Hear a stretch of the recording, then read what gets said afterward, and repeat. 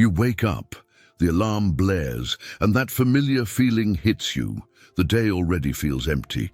It's just another 24 hours of being a cog in the machine, running through a routine that feels like it adds up to nothing. You're searching for purpose, but it feels like it's a million miles away, lost in a sea of tasks and obligations. But what if finding your purpose wasn't about some massive life-altering change? What if it's hiding in a simple shift in your mindset, something you can do right here, this morning? The ancient Stoics believed that one small thought could transform your entire day and reveal the very meaning you've been looking for. For centuries, this philosophy has been a toolkit for Roman emperors, statesmen, and everyday people facing a world of uncertainty. And no, it's not about becoming an emotionless robot. It's about building an inner fortress of peace and strength. Today, we're not just going to talk about philosophy. We're giving you 5 practical, battle-tested Stoic strategies you can start using the second this video ends to find meaning. Not in some distant future, but in the life you're living right now. The first and easiest strategy starts the moment you open your eyes. Before the world rushes in, before you check your phone or your to-do list, just take 1 minute. The Roman Emperor Marcus Aurelius, probably the most powerful man on earth at the time, wrote something in his private journal that's been famously paraphrased like this: "When you arise in the morning, think of what a privilege it is to be alive, to think, to enjoy, to love." While this is a modern take on his words, it perfectly captures the spirit of his Stoic practice. Notice he didn't say you had to feel happy. He said to recognize the privilege. This isn't about toxic positivity or faking a smile. Stoic gratitude is a deliberate, logical shift in perspective. It's the simple acknowledgement of what you have right now, before your brain starts worrying about what you don't. You woke up, your body is breathing all on its own, your story isn't over. Here's the game plan. Tomorrow morning, before your feet even hit the floor, name 3 specific things you're grateful for. Don't just say, "my family." Try, "I'm grateful for that conversation I had with my partner last night." Don't just say, "my job." Say, "I'm grateful I have challenging work that pays the bills." That specificity is key. It grounds you in reality and trains your brain to see the good that's already there. This small act won't magically solve your problems, but it reframes your entire day. You're starting from a place of having enough, not a place of lack. That's the foundation you build a purposeful life on. The second strategy is the absolute bedrock of Stoicism, the dichotomy of control. This core idea, taught by Epictetus, a man who went from being a slave to one of history's great philosophers, is brutally simple. Some things are up to us, and some things are not. So much of our daily frustration, anxiety, and feelings of being lost come from mixing those two things up. According to Epictetus, only a handful of things are truly in your control: your judgments, your intentions, your choices, and your actions.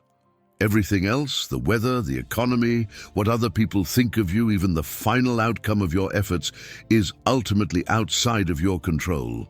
Purpose is found when you pour every ounce of your energy into what you can control and learn to accept the rest without getting rattled. Think about a traffic jam. You can't control the cars. Honking, yelling, and stewing in your own frustration only makes you miserable. It's a waste of your life force. The Stoic response? Recognize the traffic is external. What's internal? Your reaction. You can choose to be angry, or you can choose to use that time to listen to a podcast, think, or just breathe. You have power over your mind, not the world outside of it. Realize this, and you will find strength. This applies directly to finding purpose at work. You might feel like a cog because you can't control your company's big picture strategy or your boss's mood. But you can control the quality of your work. You can control your integrity, your choice to help a co-worker, and the professionalism you bring to every single task. Your purpose isn't to control the outcome, but to play your part with excellence. By focusing only on your own actions, you detach your sense of worth from unpredictable results and find real meaning in the effort itself. The third strategy comes straight from Epictetus, who gave this powerful command. First, say to yourself what you would be, and then do what you have to do. In other words, decide who you want to be first, then act accordingly. It's about creating your own internal compass, a North Star for your character that guides every single action. Most of us just drift through life, hoping our actions will eventually add up to a good character. The Stoics flipped that script. They taught that your identity should drive your behavior. If you don't decide what you stand for, you'll be pulled in 1,000 different directions by other people's demands and the general chaos of life. You'll feel purposeless because you haven't defined a purpose for yourself. So ask yourself, what kind of person do I want to be?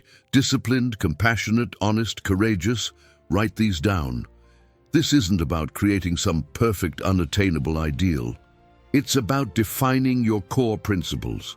Once you have your answer, this becomes the filter for every choice you make. When you're facing a decision, you just ask, is this what a disciplined person would do? Is this what an honest person would say?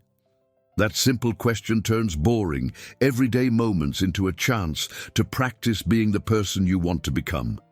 Suddenly, choosing to get up and work out when you're tired isn't a chore, it's an act of discipline.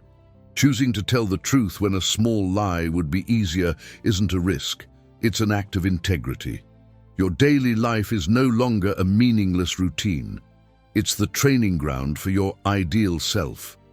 Your purpose becomes the deliberate construction of your own character, one small choice at a time. The fourth strategy is maybe the most sobering, but it's also the most powerful kick in the pants for a purposeful life. It's the practice of memento mori, a Latin phrase that means, remember you will die. Now, this isn't supposed to be morbid or depressing. For the Stoics, it was the ultimate tool for creating clarity and meaning. Marcus Aurelius wrote it as a direct order to himself. You could leave life right now. Let that determine what you do and say and think. Let that sink in for a second. That one thought cuts through all the trivial nonsense that eats up our days. The petty arguments, the fear of what other people think, procrastinating on what actually matters, all of it just evaporates when you face your own mortality. If you knew you had a limited time left, would you really spend it scrolling through social media or fuming over an insult from a stranger? Or would you spend it on what's truly important?